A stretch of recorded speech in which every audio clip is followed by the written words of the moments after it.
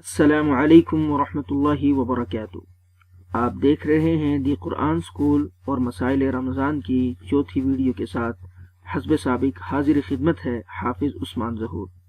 عزیز دوستو، آج کی اس ویڈیو میں ہم ذکر کریں گے کہ بغیر عذر روزہ نہ رکھنا کتنا بڑا جرم ہے اور اس کی کتنی زیادہ سزا ہے۔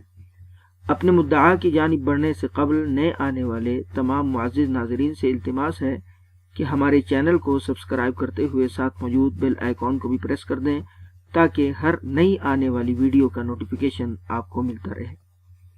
معزز ناظرین، روزہ ایک عظیم عبادت ہے۔ روزہ اسلام کی بنیادی عبادات میں سے ہے۔ جیسے روزہ رکھنے کا بہت بڑا ثواب ہے، ویسے ہی بغیر عذر کے روزہ نہ رکھنا بہت بڑا گناہ ہے۔ صحیح ابن خزیمہ اور صحیح ابن حبان میں یہ روایت موجود ہے کہ حضرت ابو امامہ باہلی رضی اللہ تعالیٰ عنہ بیان کرتے ہیں کہ میں نے رسول اللہ صلی اللہ علیہ وسلم کو فرماتے ہوئے سنا۔ آپ علیہ الصلوۃ والسلام فرما رہے تھے کہ میں سویا ہوا تھا کہ خواب میں دو آدمی میرے پاس آئے جنہوں نے میرے بازوؤں کو پکڑ کر مجھے اٹھایا اور ایک دشوار چڑھائی والے پہاڑ تک لے جا کر مجھے اس پر چڑھنے کے لیے کہا۔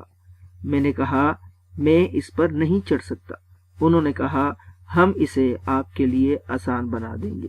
چنانچہ میں نے اس پر چڑھنا شروع کیا حتیٰ کہ پہاڑ کی چوٹی تک پہنچ گیا تو میں نے وہاں چیخنے چلانے کی آوازیں سنی۔